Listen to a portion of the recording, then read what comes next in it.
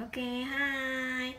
Sekarang aku mau review perlengkapan mandi bayi ya, anakku. Dia dari bayi itu dia pernah coba beberapa merek. Tapi akhirnya yang cocok itu ya yang ini yang aku mau review kali ini. Ya. Yang dari kecil dari lahir dia tuh cocok banget tuh ini tuh buat dioles di selangkangan, di pantat ya. Pokoknya abis ganti popok ini dikasih gitu. Nah, ini Sudo Krem. Dia banyak juga beberapa istri artis yang pakai ini. Makanya aku sih waktu itu coba karena ada beberapa review yang aku tonton kok pada rekomennya bendanya sama ya, Sudo Krem ini. Dan ternyata bener, kalau masih iritasi popok yang ringan, yang gak terlalu merah-merah banget, pokoknya langsung kasih ini, dia tuh akan reda begitu. Jadi ini oke banget, aku recommended banget. Pakainya juga awet ya, nggak, dia itu tebel ya, kental. Jadi kita oles di nih, dia teksturnya itu tidak cair tapi kental banget. Jadi kalau kita pakai dikit aja, kita oles tuh bisa seluruhnya kena gitu.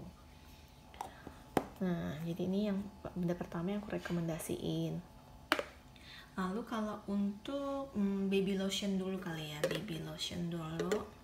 Kalau untuk baby lotion yang kebetulan anakku cocok itu yang ini, yang paling cocok itu yang merek Pure Baby Lotion ini. Aku suka ya produk Pure, nggak di endorse juga, tapi memang karena mereka itu dia mengklaim bebas SLS. Jadi anakku dan aku sendiri pun memang kulitnya cukup sensitif. Jadi ada beberapa produk yang kalau ada SLS-nya kita pakai atau pegang ya, yang terlalu berbusa lah apa, itu bikin alergi di kulit gitu. Nah, kalau yang Pure semua barang produksinya si Pure ini diklaim bebas SLS itu. Jadi dia nggak iritasi. Terus SLS itu kalau nggak salah bisa bikin sariawan. Nah, itu nanti aku akan bikin review deterjen bayi, aku akan bahas soal SLS itu juga ya. Nah, nantinya. Nah, kita bicara kalau yang ini untuk lotion, jadi dia tidak alergi gitu, tidak menimbulkan alergi. Ya, aku paling suka pakai yang ini untuk anakku. Aku pernah coba yang ini yang bermerek ya dan lebih mahal. Ini udah mau habis ya. Ini aku kemungkinan tidak akan repurchase lagi, bukan karena nggak cocok, tapi ternyata efeknya sama aja kayak yang Pure ini. Pure ini juga nggak terlalu murah, tapi dia masih terjangkau dan bermutu. Kalau menurut aku produk ini memang bermutu gitu loh. Jadi dia memang agak sedikit pricey, tapi menurut aku nggak se-pricey ini ya. Cuman dia itu reasonable gitu, punya alasan kenapa dia itu agak mahal gitu, karena memang dia nggak pakai SLS. Dan untuk bikin produk itu nggak ber-SLS ya, itu kan lumayan cukup sulit ya di era seperti ini. Nah, ini yang lotion. Ini oke, menurut aku oke. Lembut di anak dan nggak bikin alergian. Kita beranjak ke yang hair lotion. Yang hair lotion sudah pakai ini dari dia bayi. Karena ini tuh bukan minyak ya. Walaupun namanya hair lotion, dia itu lebih kayak cairan bening, kayak air gitu, tapi ada sedikit wangi gitu, ada kandungannya begitu, tapi teksturnya seperti air tuh. Bener nggak aku kocok-kocok? Nah, jadi bukan kayak lotion, cuma tulisannya aja yang hair lotion.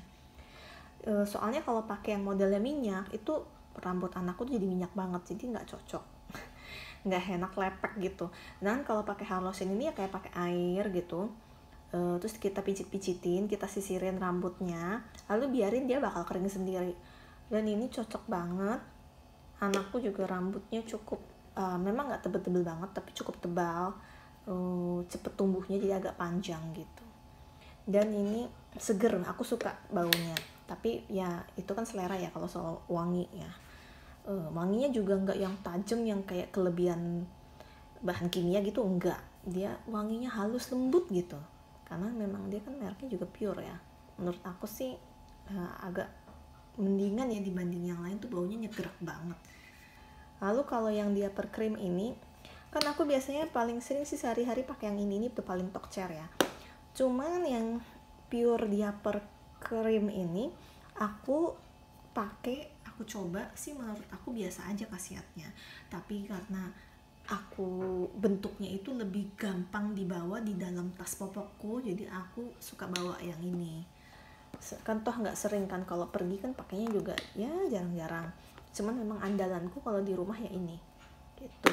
Cuman ini oke juga, nggak berpengaruh menjadi alergi itu, nggak, cukup melembabkan jadi nggak lecet gitu kalau pakai popok. Ya ini oke. Sedangkan kalau yang untuk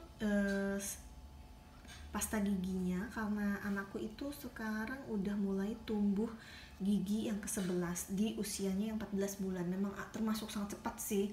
Nah, ini tuh oke banget yang merek Jack and Jill, aku recommended ini banget, dan banyak juga orang-orang yang udah pakai, dan ini sudah direkomendasiin gitu kan, dan memang terbukti karena dia tuh nggak pakai bahan-bahan yang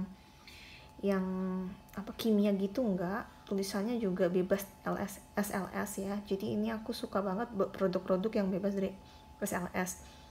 Dan untuk usia anak yang masih 14 bulan gitu ya, malah apalagi kalau udah dari sebelumnya setahun gitu, belum setahun, itu mendingan aku bilang pakai Jack and Jill ini, karena dia tuh juga bebas fluoride, pemanis juga nggak ada, pewarna juga nggak ada, parabens ini paling sering dipakai, ini juga nggak ada, dia bebas, semuanya bahan alami, jadi aman kalau tertelan.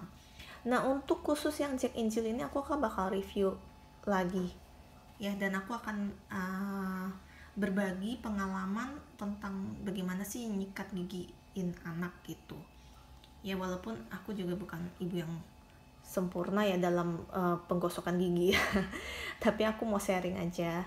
Nah, soal itu nanti ngerti review next reviewnya. Nah, yang saat ini sih aku cuma nge-review apa sih produk-produk yang aku pakai, yang aku rekomendasiin buat kalian ibu-ibu baru gitu, karena aku sendiri pakai gitu, aku bisa ngomong ya karena aku pakai.